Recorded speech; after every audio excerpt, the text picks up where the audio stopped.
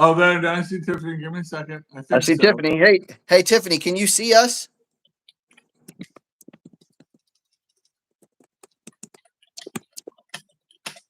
I do not know what is going on. Oh, yeah. Now I can see us. All right. You're on? All right. Yeah. I'm still not in the other thing. Okay. All right. There we go. It just popped up. Hallelujah. It took like 12 minutes and 4 different attempts. And I replaced my... Yeah. I mean, this is insane. This goes to my theory that there are forces that don't want any changes made to entitlement programs. There is strong support for the status quo. Man, like literally, I feel like Joe Biden is hunting us or something. And all right, well let me take a couple seconds to try to refer the data. Yeah, that data, because no one's gonna see it. For those of you who are able to track over, I really appreciate it. I'm surprised that you're able to do that, because I'm not even able to do that. But let's see here. Oh, you changed the description of the one. Hold on. Now this is really complicated. Yeah, I tried to put a link around. That's why, the both of us touching it, I think, is the problem. So that's why I'm not touching it. Yeah. Well, both of us editing. Definitely. So that's why I want to get out of that. I think that's what was causing problems. Yeah, I don't know, man. I don't know what is going on. Well, people are blowing me up now. See if you can post links to this to the people that are blowing you up. I'll talk a little bit about the history of entitlements. All right, hold on. Tiffany can see me now. Yeah.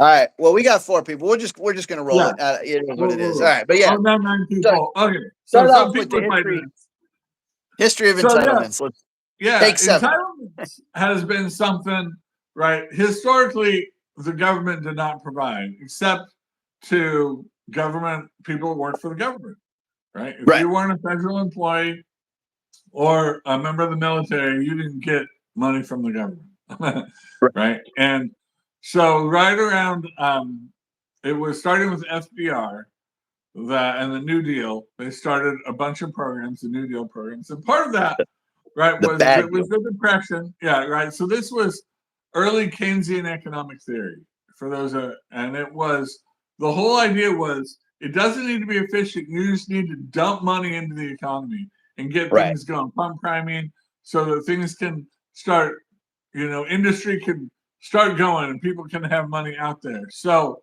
they weren't really scrutinizing things very much. It was just, hey, let's start these programs. And as long as they had good intentions, boom, they were getting started. And nobody really sort of thought about, or we can end these at some time, right? All and our history has been, whenever an entitlement has been made for the general public, no matter how hardly or contentious it's fought at or partisan at the beginning, 25, 30 years down the road, or right, nobody will ever want to relinquish it. It becomes sacred. It's part of what's called good government, right? Right. So things that were done for people going through the Depression, right, are now still in force when we are clearly not facing those same struggles, and our economy is, I don't know, 100 times bigger, right? Inflation, right? What a $20 bill today is worth $1.32. What we could buy before the Great Depression, not even close.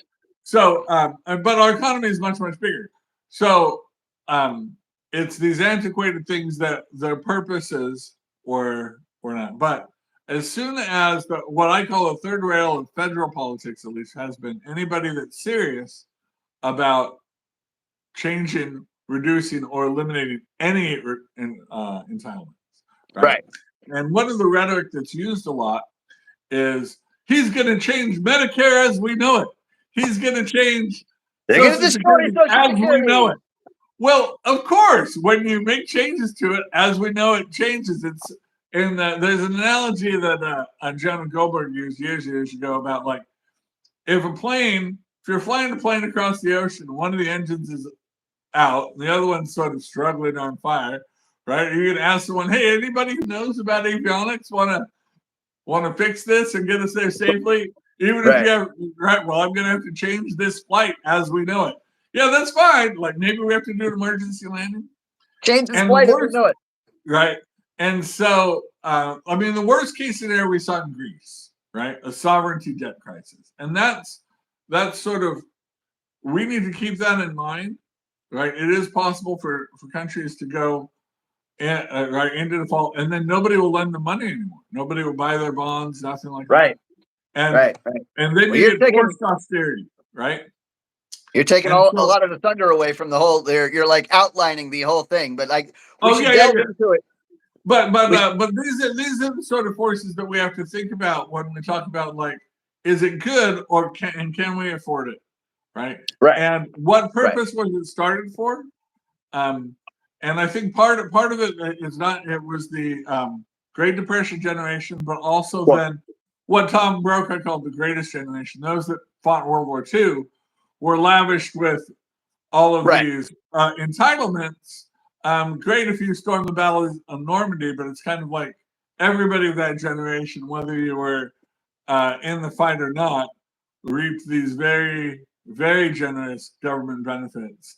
And we've been unable to do anything about them, let alone eliminate them, like make meaningful changes. So that's sort of the context that I want people to just sort of keep in mind historically, and when we talk about it, and we can talk with some specificity. But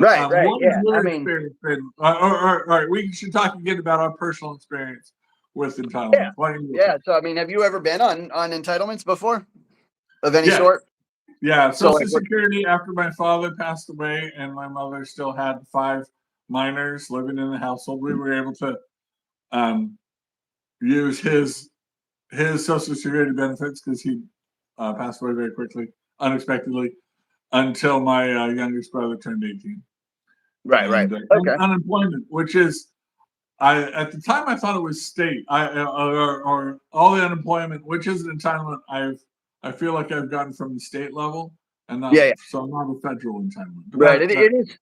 It is state run but federally mandated, so it's federally regulated. But similar with me. I've had unemployment before. I also had food stamps for a little while. It wasn't my personal food stamps, but I had a guy that was like mooching off me a freeloader, and a couple of them actually. And so I was like, look, at least you guys will get free food out of this because I'm not paying for everything.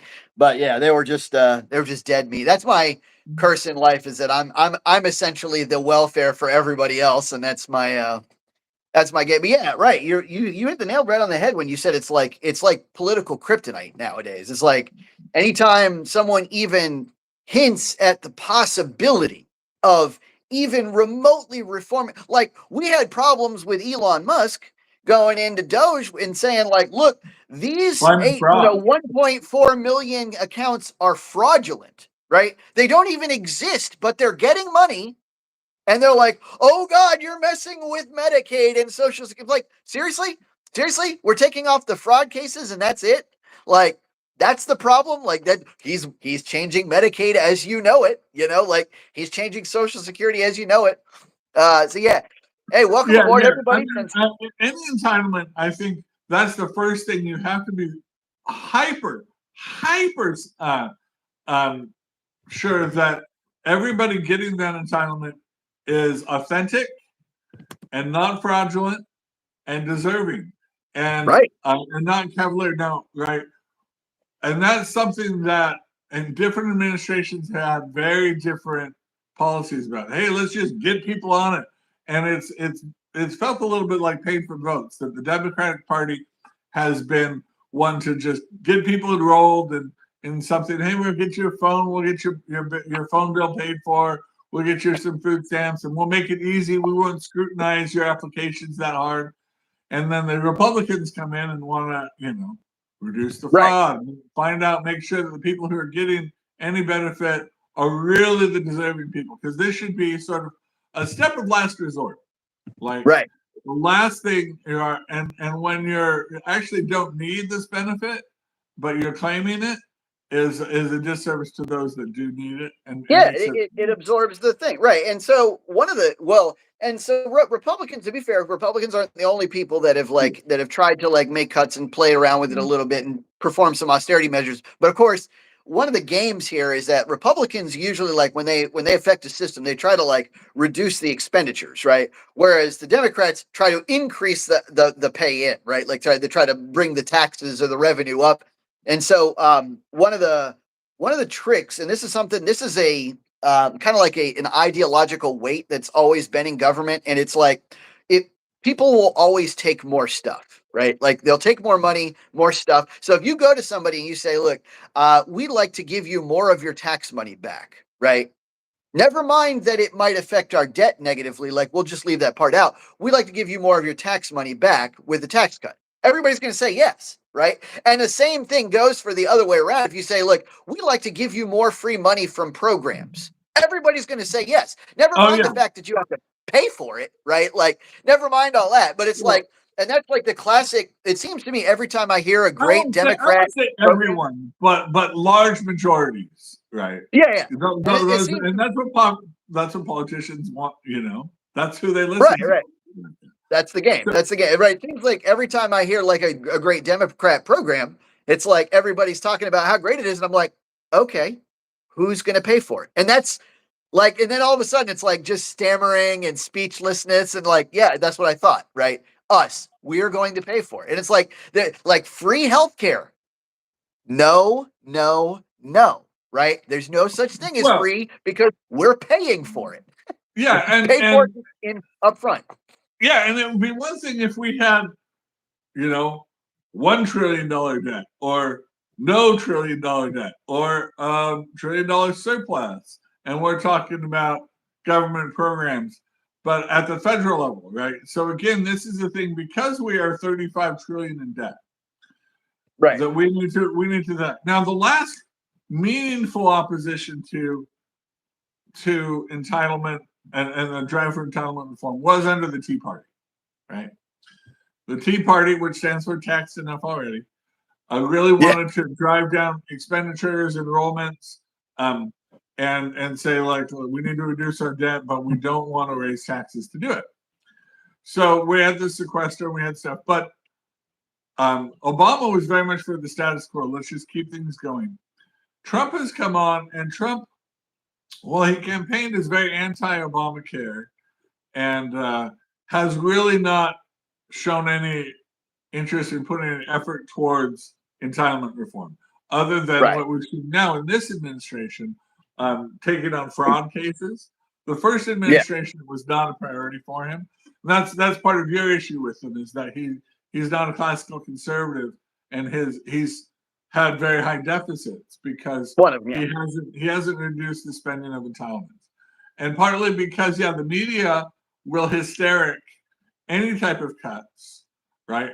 Medicaid right now is leading us off a cliff, and we need to make some changes. But anytime in any political policy that the government makes changes, there are going to be winners and losers. Right? When you raise taxes, there are going to be winners and losers. When you cut spending, there's going to be winners and losers. But especially when they cut spending, the media is very good at human interest stories, of the sad stories of the people who are, I don't know how I'm going to feed my family, Now that any program now that there aren't free jobs at USAID or whatever, right? Any program gets cut, there's always a sob story to be found, rather than the executive's job is to be efficient in how that money is spent, right? Yeah, like heaven forbid, right? Yeah. So, oh God. What do you think and you're thinking about this, what do you think is the lowest hanging fruit of entitlements that can be, let's not say eliminated, but made more efficient?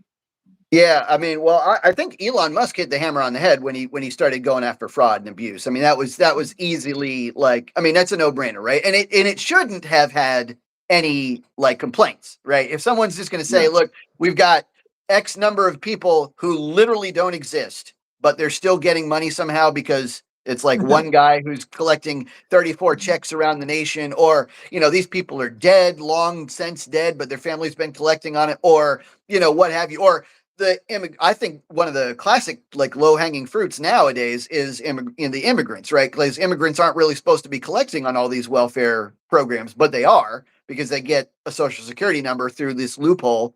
And then they've got, I think it was like 1.4 million we're getting like Medicaid and social security. It's like, well, yeah, obviously let's cut that off, right?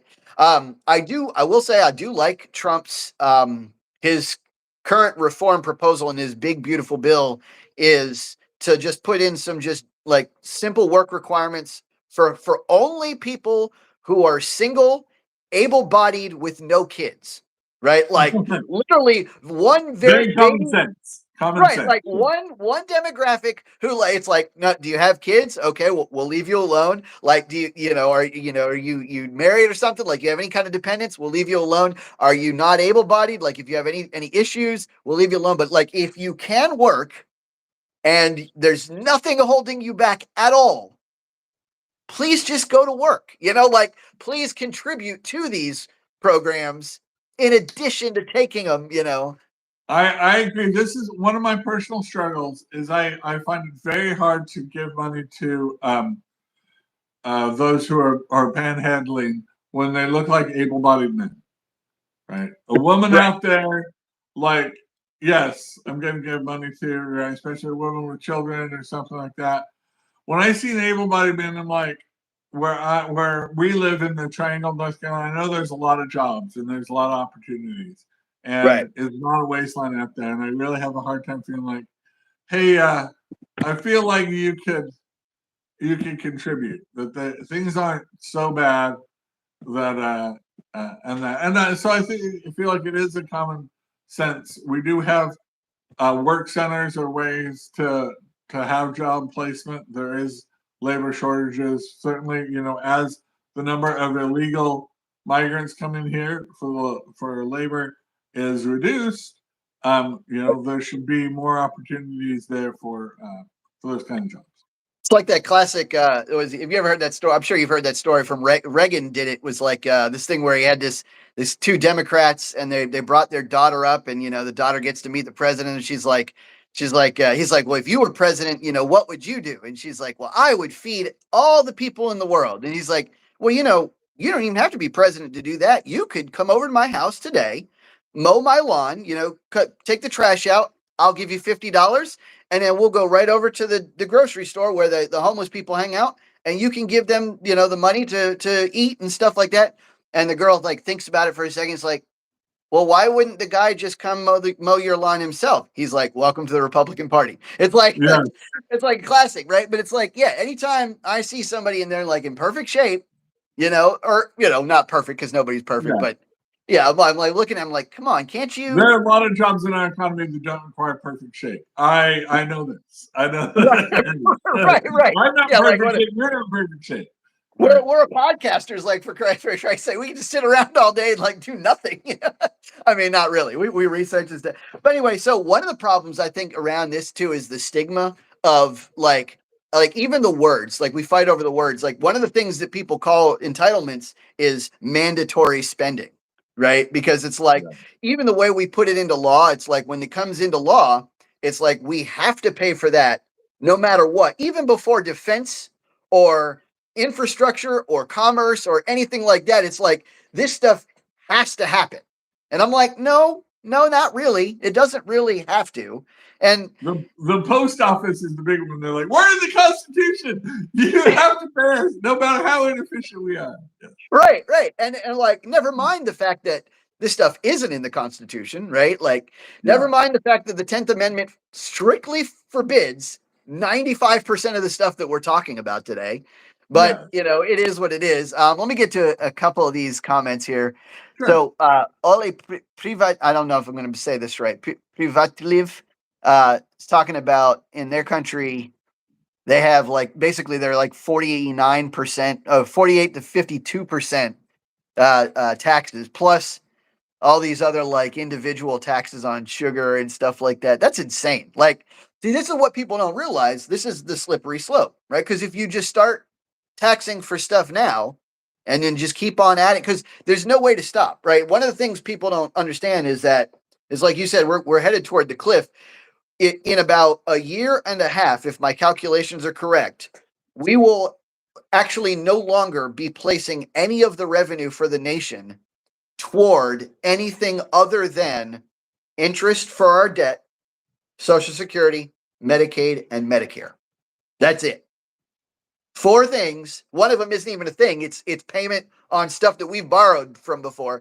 That's it. We do nothing else. And then everything else we do is just borrowing in deeper, which adds to our debt, which makes the interest higher, which makes our credit rating lower, which make everything. And it's just like going to implode. So obviously something's got to give. Obviously we've either got to perform some sort of austerity. We have to do something like either raise taxes, which I hate, or lower our expenses on some of these programs. So, I mean, like, that's why I couldn't figure out why Doge was attacked so heavily. I'm like, we've got to do something. Well, I think that Doge is the right point, that you attack the bureaucracy. The bureaucracy is what's making these systems so inefficient and so costly. And so making them more efficient, using AI, like if you're going to have a Social Security Administration, can it be run with 1/10 of the staff that's currently staffing it?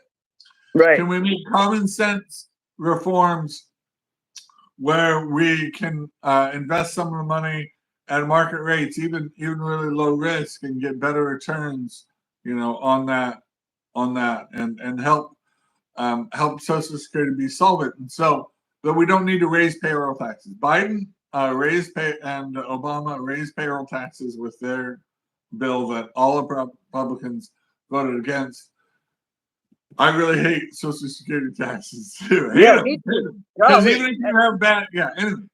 But we need to. Here's something that drives me nuts about Social Security, which, like, okay, one of the things that's always I've never understood. If you look at all of the other programs, right, it's essentially all just wealth redistribution, right? They basically want to take money from those who have to those who don't have, or from Republican voters to Democrat voters. Yeah, like or at least from those who have to those who might not have, who probably do have, but like they're hiding it in their wealth somewhere. But anyway, so the point is, and then like, okay, all of those are that case except for Social Security. Social Security is actually the opposite.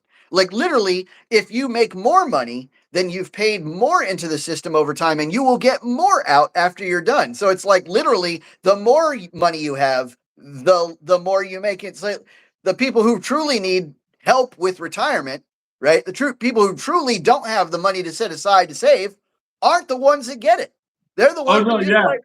There was an article I read about this years ago in the LA Times about how, even like President Bush or other people who had really high net worths had finally qualified for Social Security, but they wanted every penny of that Social Security. And you're entitled to it, right? That's what we call entitlements. There's no, you're legally entitled to it. There's no reason why you should, say no to that money. And part of the thing is the administration of it has been this big pile of money sitting around, right? We paid in for it for years. And bureaucrats, want to do stuff with that big pile of money, right? And it's just a magnet for graft and corruption and right, what we would call inefficiencies and anything that you could siphon off some of that money, and even just get a bloated bureaucracy of people where they have jobs for life, maintaining something that maybe doesn't need as much administration. And maybe so efficiency, I think, is the first thing. But looking at common sense reforms where if we can get better returns through better investments, market rate investments, then we can reduce the amount of money that people have to pay in to still get the same benefit. Right? That's the thing, right? With high returns, we need less to be taxed from our populace. That's it. And that feels very common sense to me, but any resistance to that has been very, very violent. Yeah, because it's like there's some risk. Any investment, even though if we have faith in America, our investments have always been strong. But there is when a true investment does carry some risk, and we should but inherently, I think it's worth it. The risk is worth the reward, in my Yeah. opinion. And I feel like but it's going to take some real cojones to sort of do what we would call common sense reform. Oh yeah, yeah, and it's probably not going to. I mean, I remember back in the day that it was kind of like that. It was kind of like the liberals, the progressives wanted more, social programs. The conservatives kind of wanted less, but even the Republicans that were on the conservative side were kind of afraid to touch it. And any time that they got close, right? Like, for example, the closest that we came, I think, was Bush in 2005 tried to privatize like 2% of Social Security. That was it. 2%. And he lost because of it. Literally, it was like commercial over and over again. Bush is trying to take away your Social Security, but don't you want to go? It was like insane. Just 2%. And You're that talking and about the first President Bush? No, second GW. Yeah. Well, he won the election. He won his, but afterwards he couldn't get the re-election, right? No, George W. Bush was reelected. Yes. 2000, he was 2004. Okay. Right. He had a bad. I think he had a bad. I'm getting reversed. Right, the midterm election. So yeah, the first one.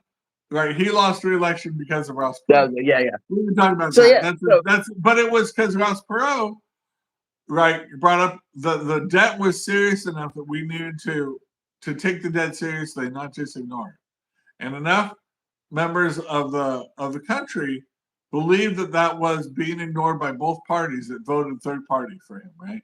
If he hadn't been involved, the first George Bush would have won re-election over Clinton. But that's still so. Both parties have at least tried to make lip service that they care about the debt, because they know there's enough people out there that's an issue that they will vote on. That they will even go third party. They will torpedo that independents love somebody that's going to take on the national debt seriously. Trump has not made the national debt a priority yet, though he thinks maybe tariffs or budget or whatever can give him a position. The deficit is the first thing, right? So he's not Trump. Trump is on a different school of economic thought, and I honestly don't know how to grade it yet, because it's kind of like a new. It's different. It's different from everybody else. So one of the things that Trump does. Okay, so classic Keynesian understanding is the way to beat a deficit is to grow into it, right? In theory, right? The way you're supposed to beat it is by you're not supposed to actually cut anything. You're just supposed to grow the business of America up into the point where you're able to cover. The problem is, of course, as they do this, they just keep on adding additional expenses at a rate that's commensurate or far superior to, so it's impossible. But one of the easiest things to do would be to just start cutting off future enhancements, right? You just be like, all right, what we would increase next year, instead we're going to take that off and put it towards the debt, or we're going to take it off. And here's an idea I had. I want your opinion on this. I was thinking that we should invest in medical technology, right? Like for America, which is something we kind of do already, but everything that instead of going toward Medicaid or Medicare or Social Security or disability or something like that, any increase, we instead put it into medical technology. That way, instead of having to fund people that are not able-bodied, they might actually be able-bodied because the meds are curative instead of, or we keep them off these extended illnesses that just last forever, or we, work on our genetic manipulation. We get to the point where we beat a lot of these genetic disorders, or et cetera, et cetera. What do you think about that? What do you? All right. So I'm probably crazy. You hear the can of worms opening. Did everyone hear the can of worms opening that Eddie opened there? So you're taking on some very powerful, very deep pockets there, right? So the medical industrial complex, right? Like the military industrial complex in America, and really in the world, but in America especially, is very large, right? They have Bernie Sanders and Elizabeth Warren, who feel that they're some of the most, moral senators out there. They are in the tank for big pharma, right? They will do anything to promote their interests. So yes, there's talk, the conspiracies are real, that they don't want to curing certain illnesses when they can just put them on like curing HIV when I can put you on a pill you have to take for life, curing cancer when I can put you through 2 years of very expensive treatments, curing things, then all of a sudden you lose a patient, right? That's dark, but that seems to be a lot of the, like, a chronic, you have a chronic condition. Yeah. A chronic patient is, and I can tell you, consistent patient, right? They can, since this I can tell you, they're not trying to kill me. No, not at all. They're just trying to, like, keep me on that loop, right? Because as they're publicly traded companies, they've got a forecast of future earnings, and so having somebody like you're essentially a drug addict to them. Like, even if it's prescription drugs or legal drugs, or even over-the-counter drugs, they have to have a certain number of people they can rely on. And so, yes, curative medicine and technology in medicine to have more able-bodied people is a great fix. You're going to come up with a lot of resistance to that. And I think a lot more, and I think people are cynical about healthcare because of that. We can have another discussion about healthcare. People are cynical, have a lot of citizens that our healthcare is not doing the best they can. I liken it to when Porsche came out with a new car years ago. Porsche, right? Yeah, everybody knows about the Porsche 911. For those who are car enthusiasts. Anyway, so they came out with a newer car called the Porsche Cayman. It looked a lot like, but the engine was mounted a little bit closer to the front, so you didn't have sort of the wheel axle problems that the 911 has. Anyway, not getting too technical, but that was priced less than the 911, which was their flagship car, and so they made all the performance numbers, all the horsepower, everything slot a little bit below that one. They couldn't make the car all that it could be. Like, they could have taken this platform and made it could have been better, surpassed the 911, been a better car because of the weight distribution, where the engine placement was, stuff like that. But they didn't want to do that. They deliberately sort of like nerfed it.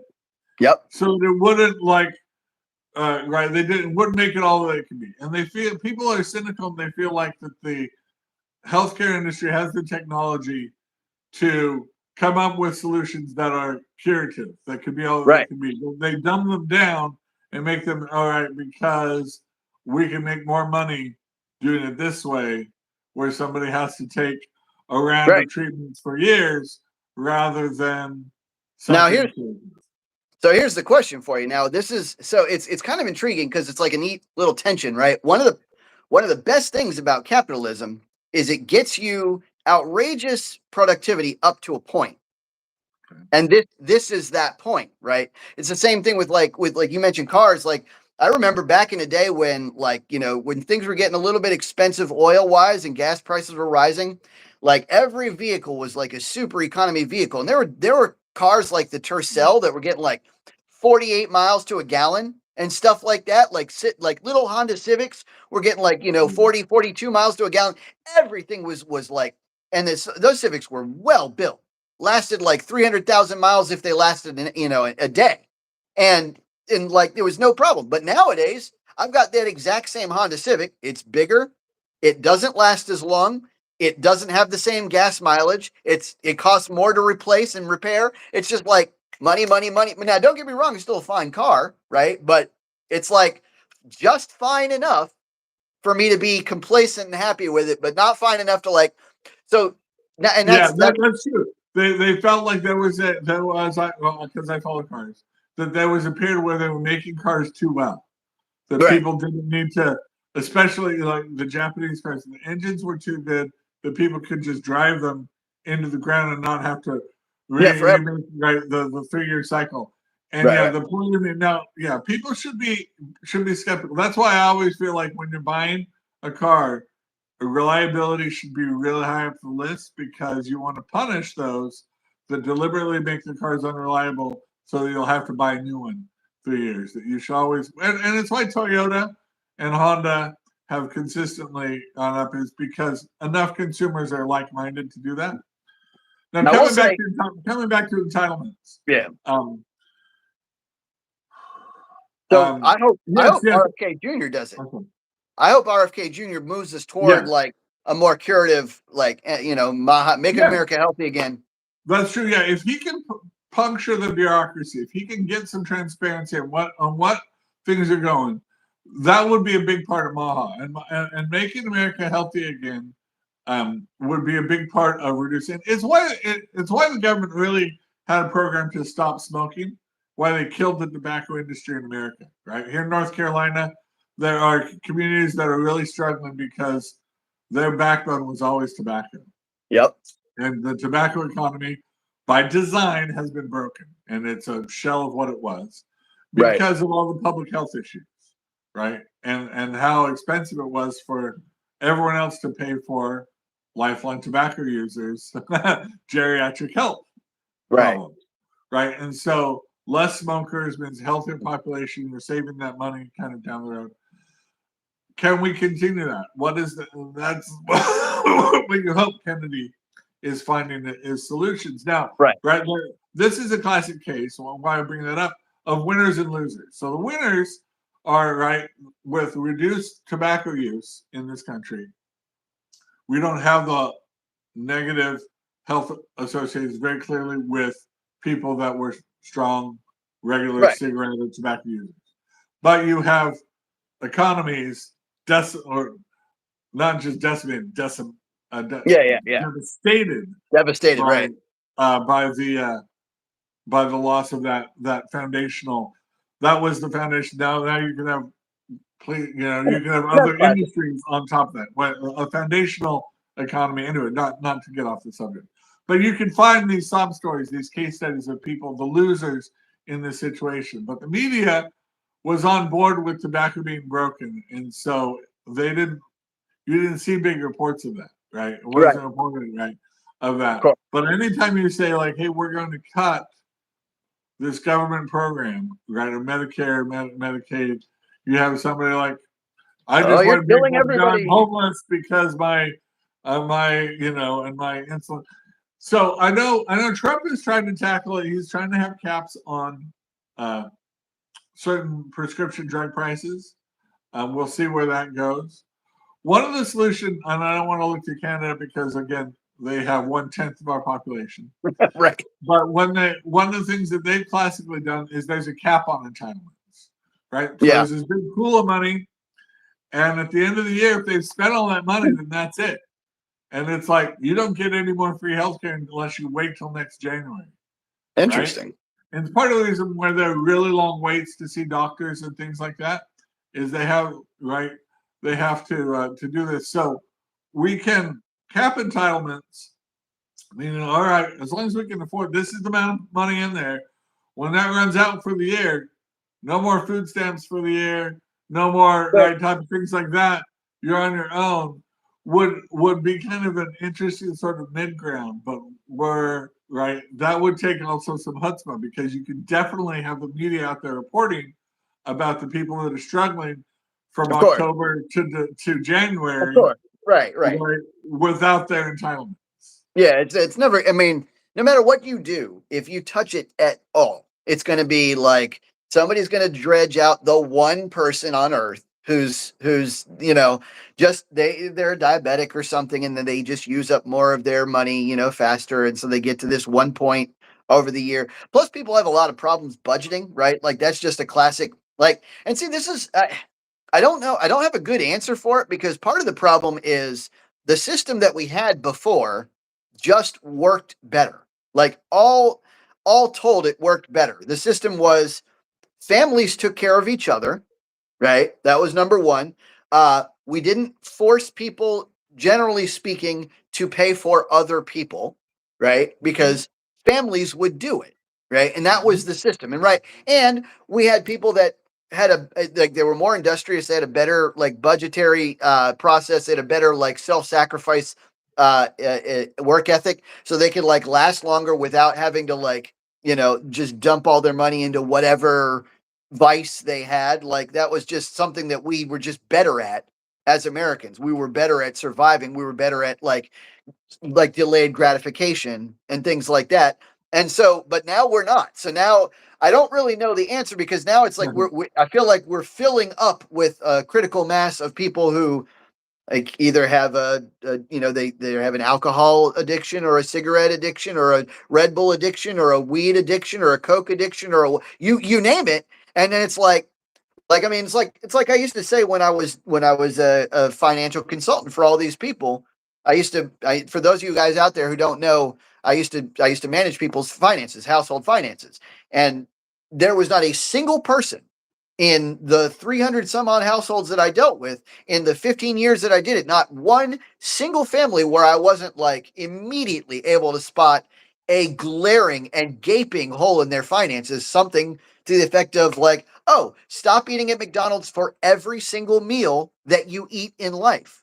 And you'll live. Number one, you'll live longer. Number two, everything will be cheaper. You get it from the grocery store. Number three, like on down the line, like in every single person was like that. It would be like, all right, stop smoking 2 pounds of weed a month, and you will be just fine. Your finances will like you'll be rich. You'll pass me in seconds. Like, but of course, but that's not how it is anymore. Like now, when I even grocery say that, stores cost just as much as McDonald's. Well, that's fair. That's fair. And but you have to have something healthier too. But like, yeah, grocery stores are. But now I say that. Now if I say like, hey, listen, you should lay off the Red Bulls, and Lord knows I need to lay off the Red Bulls, right?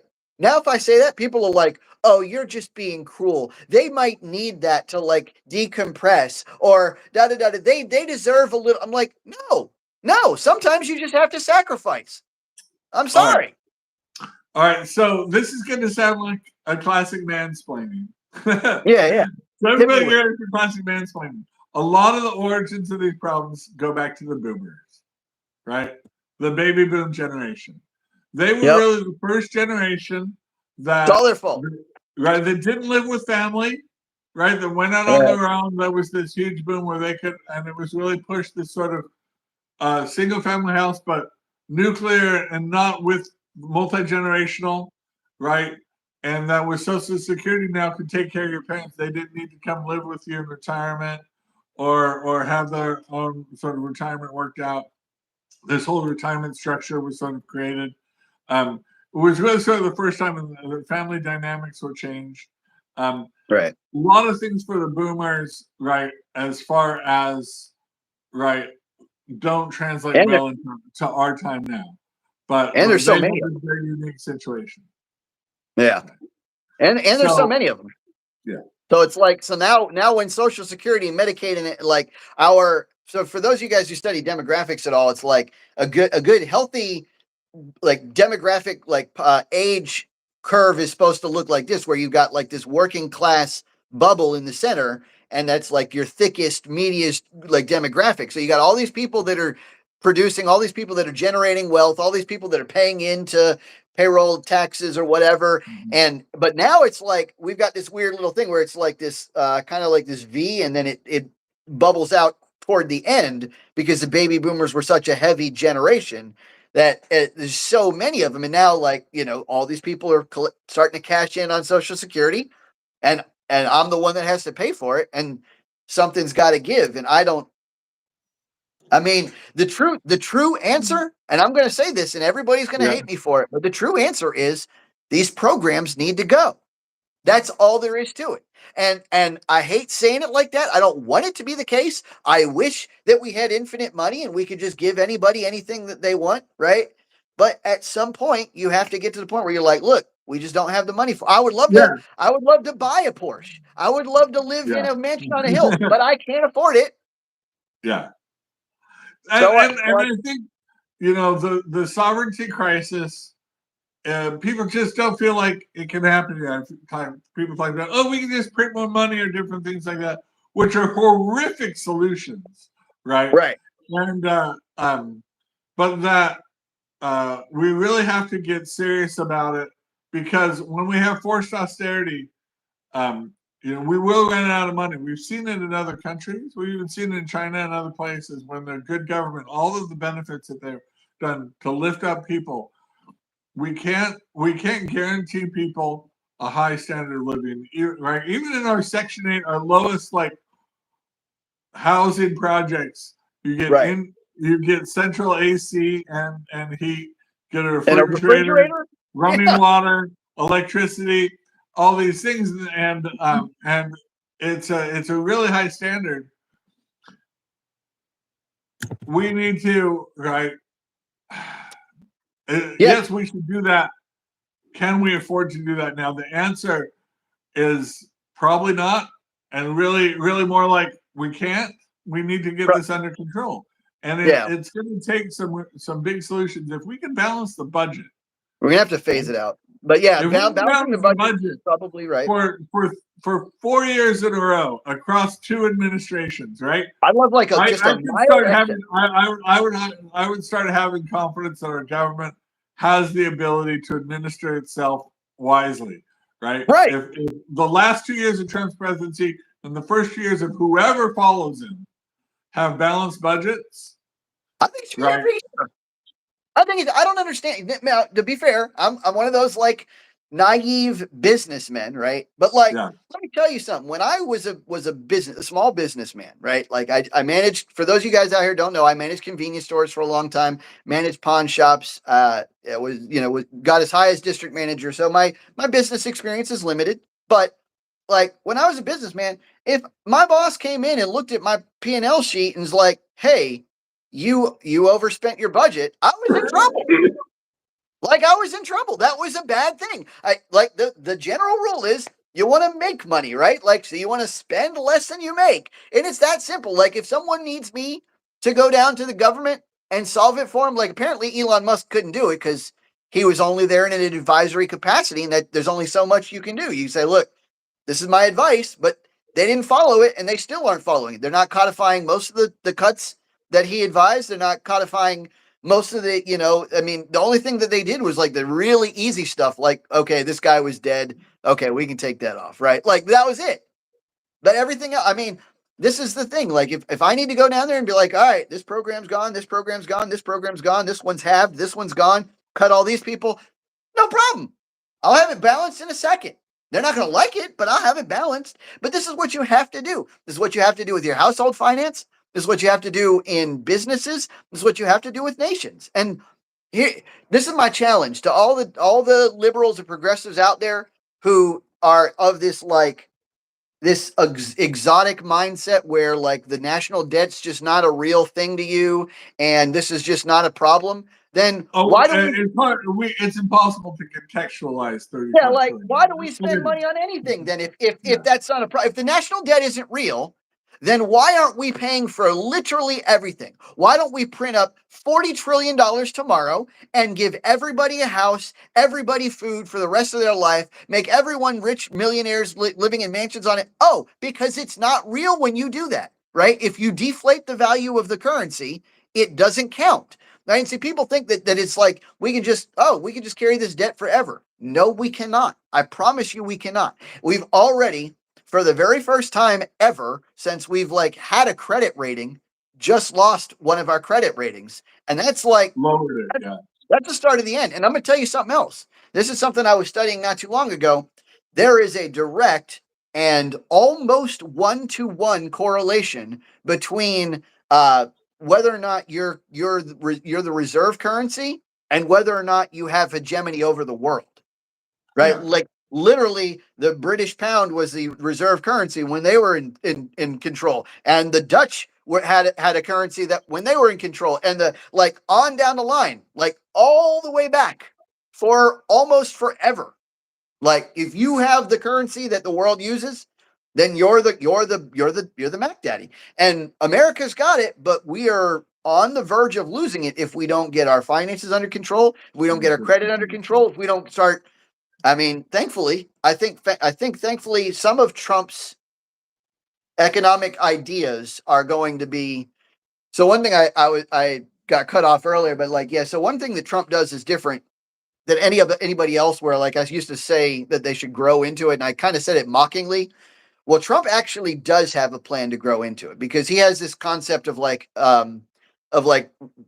actually putting the natural resources of America into play. Like he thinks of them as assets that just need to be tapped. and the productivity of America is like the mechanism to do it. And I have to say, as a business person, nobody else like really looks at it that way until you like bring a business minded guy in it, and that's very impressive to me. If he can make it work, that's very impressive. So I really hope he does. I hope we do balance the budget. That'd be awesome. I'm not holding my breath because Trump likes to spend. Okay, here's the other problem with Trump, and like I said, he's got good sides and bad sides. One of his problems is that he, of course, knows the political ramifications of saying we're going to give you more, we're going to take away, right? So obviously, he's going to be the one to say we're going to give, we're going to give, we're going to give. Never mind what it costs, right? Just give, because he knows that's going to make him popular and important and happy and whatever. Well, and here's the thing, because not all government spending is created equal. Right? There's a big difference between expenses and investment, right? And so Trump says we have to invest, we have to spend certain money because it creates that social structure where prosperity can take place, right? Certain infrastructure, certain things, technology upgrades, things like that, protecting us. I know he's talked about creating a missile shield to protect us from that. Creates an environment where we have hey Angela, thanks. So he's interested. He knows that when you invest, then it leads to greater prosperity down the line. But then there's just outright spending expenses that doesn't do that, right? And that's what we feel like entitlements limit our ability to invest. Yes. Right. They're money that we just have to do. They're not investments that are increasing America's global competitiveness, efficiency, things like that. The one thing is, right, by having a really good military, people know if they have factories here in America or buildings here in America, they're less likely to be interrupted by a war in American soil. Absolutely. And that's good. Right. Now they're less likely to be tariffed, which is kind of nice. Yeah, I would like to see what people are saying. I haven't had a chance to read. So we'll come to a point. Does anybody out there have some ideas that they've been thinking about with entitlements? A spicy take of what should be cut? Should we just take a blanket like 15%, 10% cut for everything, and that's there? Are there certain programs that should be cut first? All right, thank you so much, NKS. What would you like us to talk about right now? We will hit us with it. Whatever issue you have. Yeah, guys, when you shoot us a super chat, I can't tell you how much we appreciate it. Also, be sure to like, share, and subscribe. We do this, by the way, every Wednesday and every Saturday. But yeah, anytime you super chat, that gets your comment or question pushed to the top of the list. Let's see. Eminence of Oots says printing money has made the American dream unattainable. I will agree to a very large extent. I hate that we came off the gold standard. But again, it's one of those. These are where these like really complex, like fractional reserve banking is supposed to be a force multiplier in the economic wheel. But it's like I sometimes it is, but sometimes it's like a house of cards. It's like a phantom. It's like, does it really? I do feel like that's a little dramatic that the American dream isn't attainable. Yes, there are certain places like, if you're starting off, it's going to be nigh impossible for you to get a place in Beverly Hills, Santa Monica, by the beach, the most desirable parts of Manhattan and Connecticut, or certain places in Miami. But this is a big country. There's a lot of affordable places still as far as housing goes. If you're willing to think outside of the box or go someplace that's maybe not sexy, has a second-rate orchestra, things like that. But there's still, right, what we've seen, what we're hoping to see is Trump can make those areas more economically viable, right? We do have remote work, which is a big thing. You can now move to parts of eastern North Carolina, right? Plymouth, Elizabeth, or Washington, North Carolina, Elizabeth City, really cheap places to live, fun places, and still work remotely.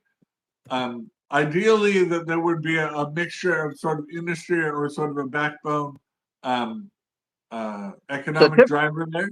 But I think the American dream is attainable, but you can't just look for it in places that have already had that boom and they become very expensive. You have to look outside of that. Well, and the big thing that I cannot stress this enough, I know I said it before earlier today, but you've got to be able to sacrifice. You're not going to you're the only two ways to get the American dream are sacrifice or getting ridiculously like crap face lucky. Like that's the only two ways to do it. Like maybe if you're a genius and you've got an IQ of 210 and you come up with this amazing idea that nobody else, maybe, okay, sure, you got lucky. Or if, you stumble on something, but other than that, you have to sacrifice. Like I started out dirt poor, and the only way that I'm even out into the middle class section of life is because I buckled down. I went to work for like 4 years without even a car. I walked to work every day. Like that's the kind of sacrifice it takes. And people don't want to do that anymore. They just kind of want it to come easy. And that's not what American Dream is going to do, right? American Dream is not just going to find you. The people understand when the American Dream was sold originally, these people were hardcore. They moved their entire families over here with nothing to start a business and bust their tail. Like they weren't smoking 2 pounds of weed a month on the side. They weren't drinking 7 cans of Red Bull a day. They weren't doing all that. They had to bust their tail to make it work. And we've got to the point where we. Sorry, go on. Yeah, go ahead. I was saying, I was just agreeing that we have a culture that has respect for those immigrants because we saw how much they sacrificed, how hard they worked to give their children a better chance. They knew that their life, the rest of their life, was going to be nothing but hard work and sacrifice, but hoped that their children who grow up in this country would have, opportunities and freedom and choices, right? Right. And they were happy to have their families, like especially like the families that were like super successful, like the Chinese immigrants and the Indian immigrants and stuff like that. They would like literally get these businesses, buy it, and then their whole family would work in it. Like they wouldn't hire any employees. They would work around the clock all day long, like just themselves, like working like the job. 3 people would take the job of 7 because they would crunch and just bust their tail and make that kind of sacrifice. And they're working like all 3-4 family members are working 80 hours a week, but that's what they had to do. And and then they got ahead. And then after that, they didn't need to worry about it anymore. Then they could hire employees and live that American dream. But until then, let's see. Tiffany says she wants to go back to a barter system. That'd be nice. I wish it would work. It'd be nice, but there's it's too difficult to manage with all the different products that we have now, and with all the the interstate commerce is hard to manage without like a standard currency. Yeah, but I think there is what NKS 42. There is a keeping up with the Joneses. There is this image is everything sort of thing, and with social media, that people feel like they have to have a certain quality of life and a materialism. Maybe that isn't healthy. Right, consumerism. Right, we're talking about like when we're adjusting when with Trump trying to do a tariff, trying to get us on an even tariff platform with other countries. Other countries have started a tariff where we're just responding. It does mean that we're going to have to reduce our consumption, or be willing to at least, for us to be able to get to a fair place. Right. What we've seen is China has buckled, and others have seen that and are willing to come to a place of fairness without it being a long, protracted fight. But we do need to understand that, make the things that we have try to last longer, or live a little bit more within our means. I feel like that's an American value that we should reinforce. And, it goes different times. There's sort of a stigmatizing of people who are ostentatious in their wealth. And then it goes back to, it's like people want to show off their money.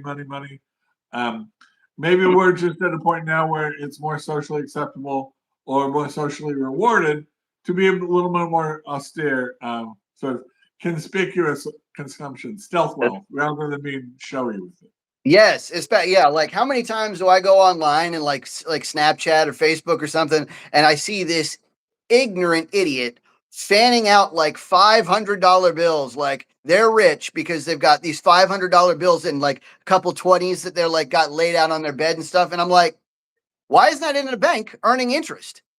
Like, what are you doing? Why are you showing me this where somebody could possibly steal it? Like, why would you show anybody what money you've got? It doesn't make any sense at all. But that's the game right now. So Jay says, if the state would impose a decent minimum wage and tax the extremely wealthy at a reasonable rate, many of our problems would be solved. So I disagree.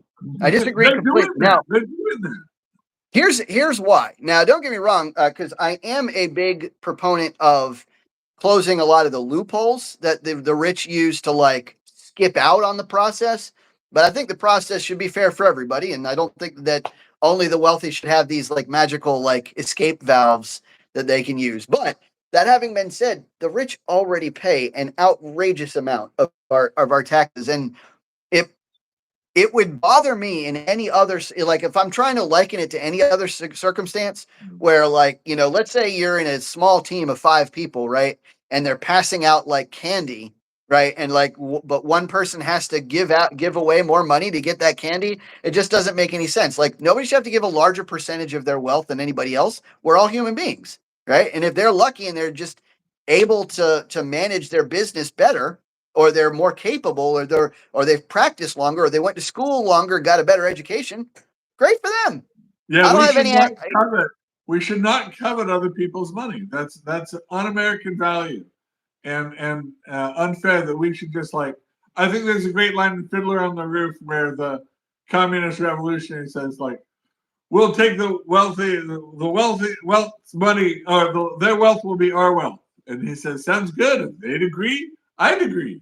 Right? Like I'd love for the wealthy to give me their money, but it is not a good situation where you're forced or coerced by the government. It's give your money to the poor or you go to jail, right?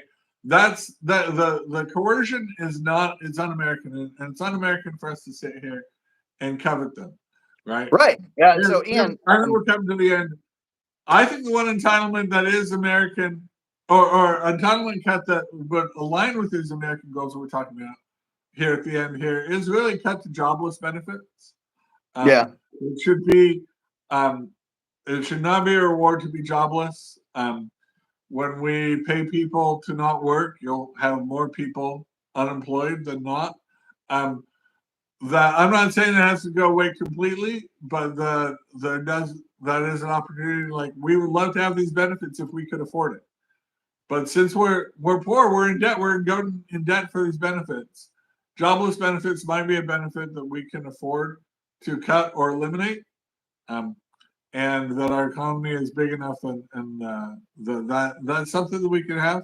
Obviously, there would be sob stories for that, but I think that's the first thing for able-bodied men, men and women now, to be able, without children, to be able to have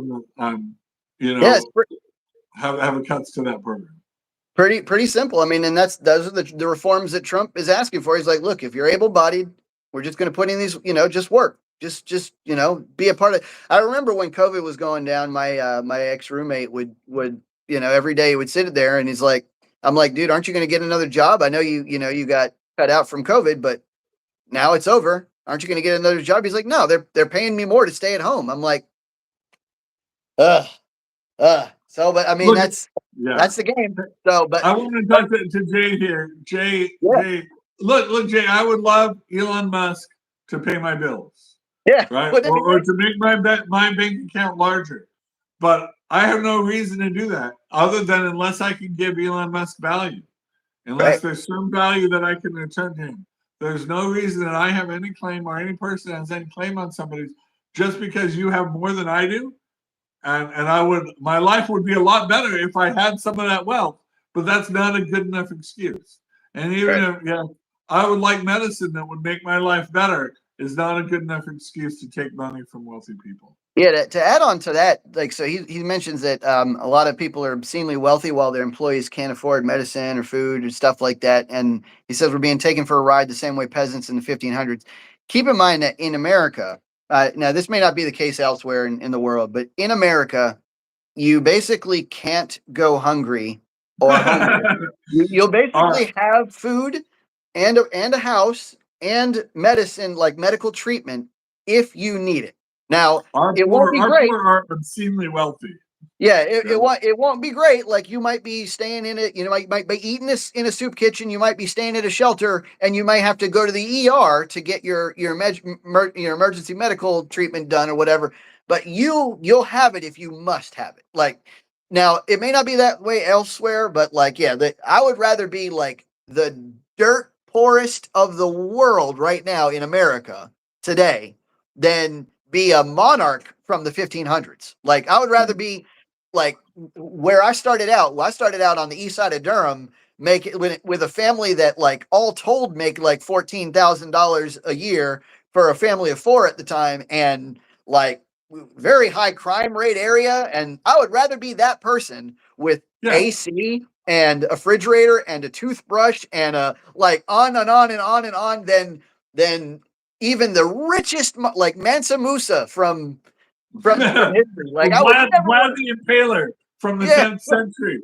Like, yeah, you're in Section 8 housing right now, or you're living in HUD housing in Raleigh. You're living better than Vlad the Impaler, any of the famous 10th century. Now, than Charlemagne. Charlemagne would envy your luxury. Yeah, yeah. Now that having been said, look, I'll be the first person to admit life isn't fair. Yes. I'm not going to pretend like everyone is going to get exactly the same thing and that everyone is going to, you know, have the same enjoyments in life. That's just not how life is. And by the way, I want to say this to anybody out there who maybe like kind of have these Marxist concepts. It never will be. No matter what, like we could literally today reset everyone's wealth to exactly the same thing. Reset everyone's finances, their income to exactly the same level. And within weeks, it would be back to this odd distribution where some people outcompete others, some people take advantage of others, some people get lucky, some people get unlucky, and it would just in weeks it would be back to weird configuration. So like it's always going to be unfair. I hate it. I hate it. Yeah, right. And it could be more fair. And all we can do is just keep trying every day to get us one step at a time, you know. But we need to send the message to our leaders that we'll stick by them if they take on entitlement reform. Right? That's the thing. Hope that they have courage. Now Trump, being a lame duck, meaning he can't run again, might have the courage to take this on, and pay the political price. It would be structurally better for our government and our republic. And so hopefully that happens. What does that mean, child insecurity, Ian? Do you know what that means, Christian? That phrase, child insecurity? They don't feel enough confidence to have another child. Oh, is that what it means? Okay. Right? In the economy or their ability to provide for another child. But it's 1 in 5 children? It said 1 in 5 children suffer from child insecurity. I don't know what that means. Maybe it's just insecurity as a child. They think that their clothes make them fat. Yeah. It's all the 7th, 8th grade girls who think. So Jay, we're about to close up, but I will say, yeah, one of the first steps that I would make, and I think this is by far and away the biggest step, is just to reinstitute the family structure in America. I think that would have a bigger impact than literally anything else that we could do financially or through the government. Because if you look at studies, far and away today, the kids that are most successful, the kids that have the highest education, the most income mobility, come from 2-parent households. Like far and away, that is the biggest factor on their success. So if we could re-implement that as a priority, it doesn't even have to be like anything the government does, just as a society say, look, this is important to us and we're going to bring that back. That would be step number 1. Step number 2 of my plan would be community centers where people, you know, do community outreach and get those of who are like of lesser fortune, you know, who just, you know, people just weren't as lucky. They can get access to like, basic education, scholarship ideas and stuff like that, you know, just so we can reach out. But there's a million steps to this, right? Now we could get into it. We could probably better for another show. But guys, thank you so much. And we really appreciate all your help. We appreciate the super chat so much. God knows I need it. I'm not one of those Elon Musk types. Neither is Christian. So thanks so much. We do this every Wednesday, every Saturday, except for I'm going to take a quick vacation in June. But be sure to like, share, and subscribe. And please take a look at some of our other long form videos and tell me what you think, because I need all the feedback we can get. And we'll catch you next time. Common Mansplaining. Thank you so much.